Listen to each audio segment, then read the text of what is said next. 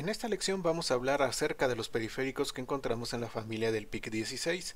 Hablaremos acerca de la entrada y salida, los puertos, los timers, el convertidor analógico digital, el comparador, el puerto paralelo esclavo, las interrupciones y las opciones de comunicación serial que encontramos en el PIC. ¿Qué tal amigos de YouTube? Bienvenidos a esta lección en la cual vamos a hablar acerca de los periféricos que solemos encontrar en la familia de PIC16. Recuerden que dependiendo de cuál microcontrolador de esta familia nosotros estemos utilizando, podemos tener variaciones en los periféricos que encontramos. Vamos a empezar a hablar acerca de las entradas y salidas digitales. Bueno, lo que es entrada y salida digital se va a hacer por medio de un puerto bidireccional, pero nosotros tenemos que configurar la forma como va a trabajar este puerto. Por default vamos a estar trabajando con entradas digitales, es decir que si nosotros no cambiamos la configuración, el PIC va a tomar por default que todos esos pines que nosotros estamos utilizando van a ser utilizados para entradas digitales. Ahora, cada uno de estos pines se puede colocar de forma independiente como entrada o salida. Podemos utilizarlos para mandar información digital o para recibir información digital. Pero desde luego nosotros tenemos que indicar en el registro correspondiente al puerto cuál pin nosotros queremos que trabaje como entrada y cuál pin queremos que trabaje como salida. Para indicar una salida vamos a colocar un 0 en el bit correspondiente a ese pin. Y para colocar una entrada, bueno, pues entonces ponemos un 1 en el bit correspondiente a ese pin. En el PIC16F877 vamos a encontrar 5 puertos. Y aquí es mi recomendación de siempre, tengan su documentación, tengan sus datasheets de los PICs con los que quieren trabajar para que puedan informarse cuántos puertos tiene y también la cantidad de bits que se encuentra en cada puerto. Bueno, en el 16F877 encontramos 5 puertos, que va a ser el puerto A, el puerto B, el puerto C, el puerto D y el puerto E. El puerto A va a consistir en 6 bits, el puerto B va a ser de 8, el C es de 8, el D es de 8 también y el puerto E es de 3 bits. Entonces tomen en cuenta esto, no crean que todos los puertos tienen la misma cantidad de bits o que todos los puertos son de 8 bits. Chequen siempre su documentación. Los chips de PIC también van a tener timers o temporizadores. Básicamente lo que hacen es que son contadores binarios que nos van a permitir medir un intervalo de tiempo o también, bueno, pueden llevar un conteo independiente de la ejecución del programa. Nosotros tenemos diferentes tipos de timers en el PIC y bueno, vamos a ir viendo un poco acerca de ellos porque es un tema muy importante. Bueno, vamos a encontrar el Count Register. ¿Qué es esto del Count Register?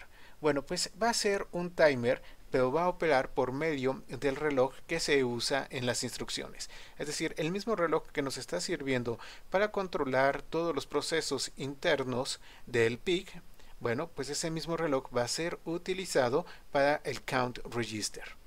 Entonces va a estar contando, es un registro de conteo.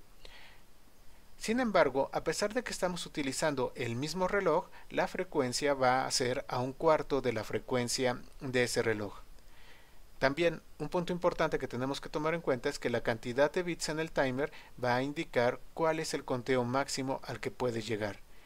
Podemos tener que el count register sea de 8 o sea de 16 bits y obviamente cuando nosotros tenemos un overflow, es decir, cuando llegamos al valor máximo y viene el siguiente conteo, bueno, pues este registro, el count register, el registro de conteo, va a regresar a 0 y se va a activar un flag de overflow.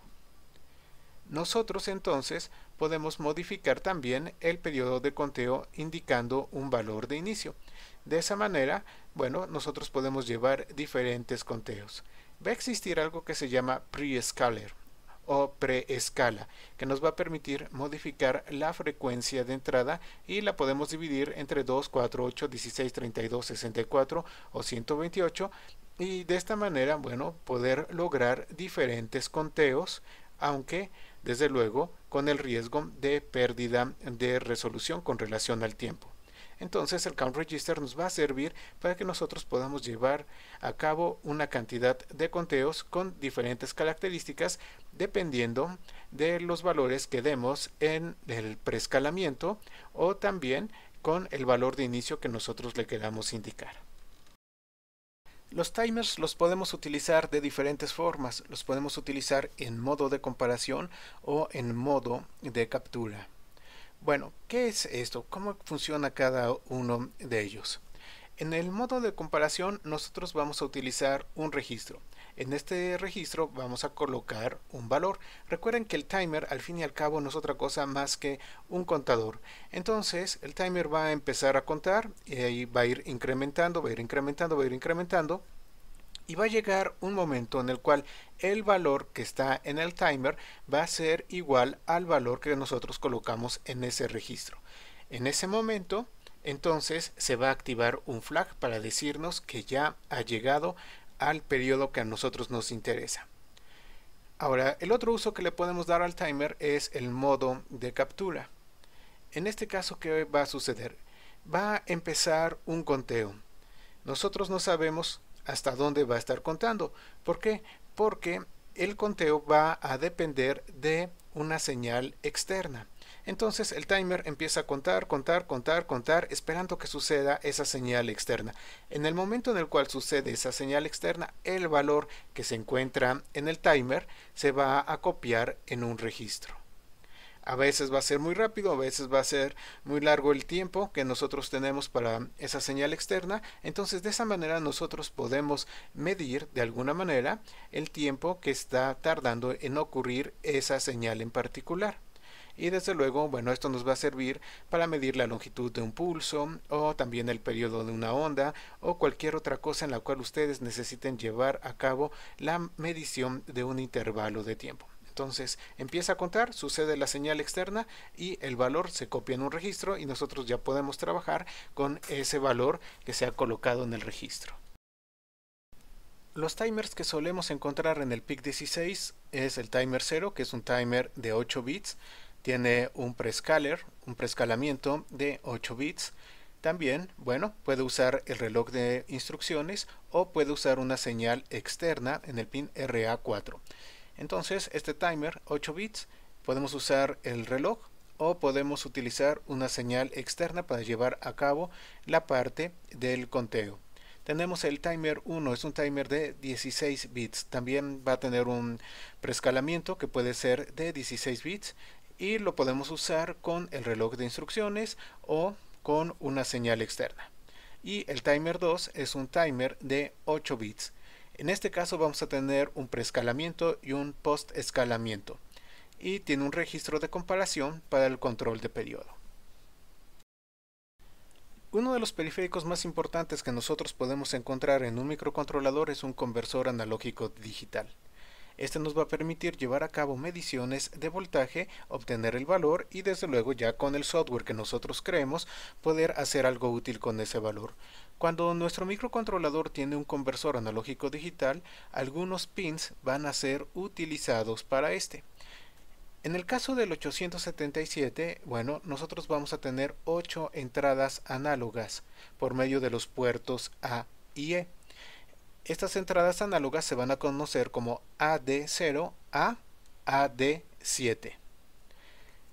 La configuración del conversor analógico y digital se lleva a cabo por medio de software y el rango de voltaje de default es de 0 a 5 volts. Si van a utilizar otros voltajes, bueno, verifiquen si el PIC que han seleccionado tiene un rango compatible con los voltajes que ustedes van a estar utilizando y si no, bueno, creen un circuito que les permita llevar a cabo esa conversión sin problema.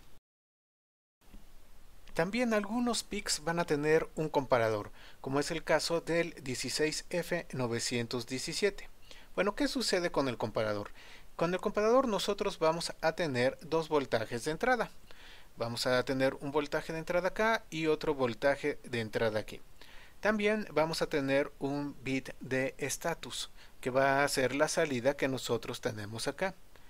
Cuando el voltaje de C+ es mayor que el voltaje de C-, entonces este bit de estatus va a tener el valor de 1. En caso contrario, va a tener el valor de 0.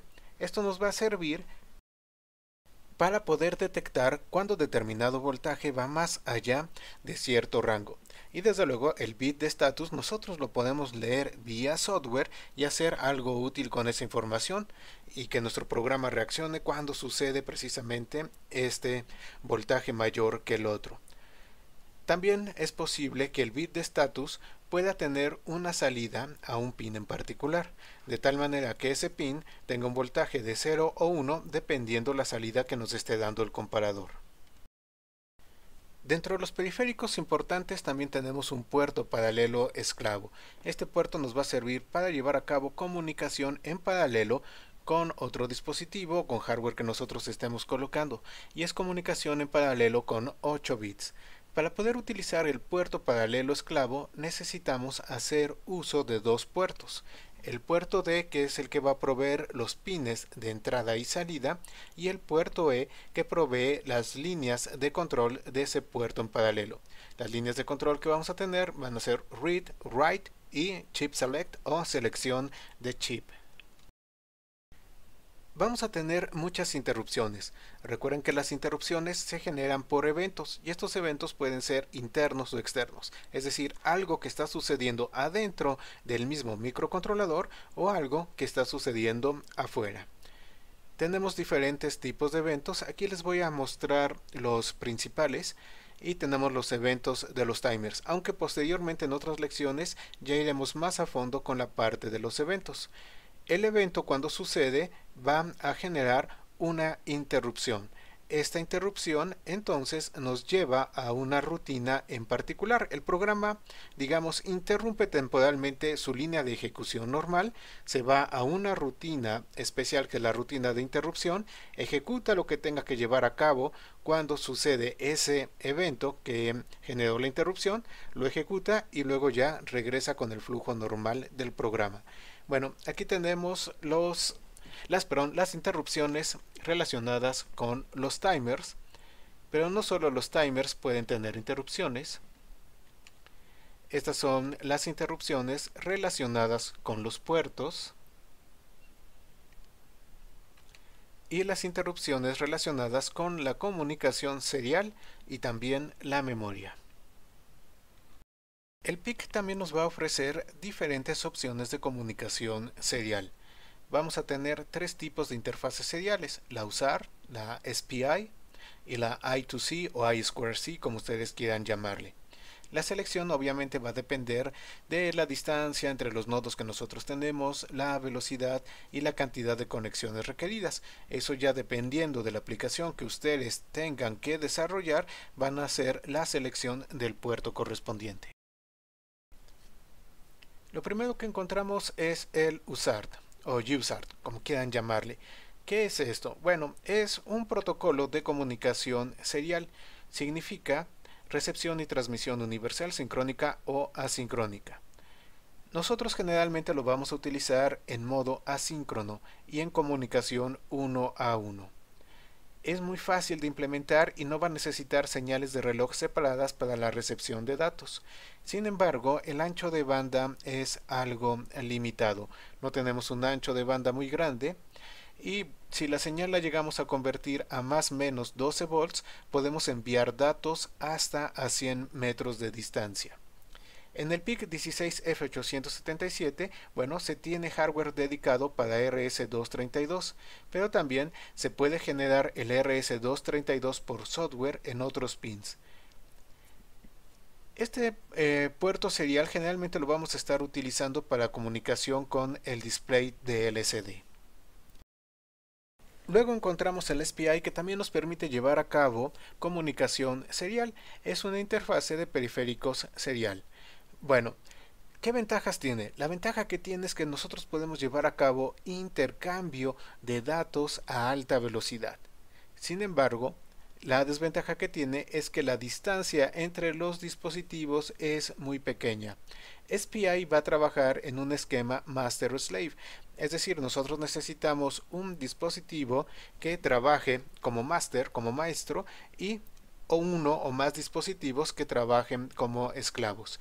El master va a tener la función de generar el reloj, es decir, nosotros vamos a utilizar el reloj del master para poder sincronizar la comunicación que tenemos.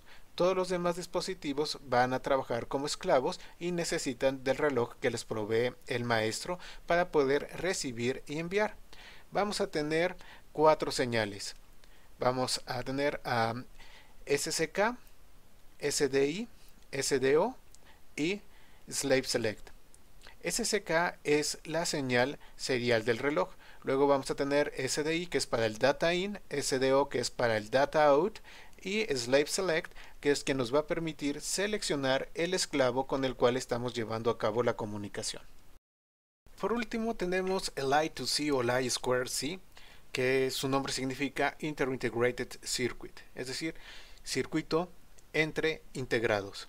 Bueno, ¿para qué funciona esto? Nos funciona para comunicación serial, pero la comunicación serial va a ser entre chips que se encuentran en el mismo sistema. Entonces es muy útil cuando nosotros queremos enviar información entre diferentes chips. Va a utilizar 2 señales y funciona de una forma muy similar a cómo funciona una LAN, una red de área local. También vamos a tener un esquema master-slave. Entonces tenemos un master y varios slave. El slave va a tener una locación o una dirección para poder identificar cuando la información que nosotros estamos enviando le pertenece. Si tienen alguna duda, por favor déjenla en la sección de comentarios y nos vemos en la próxima lección.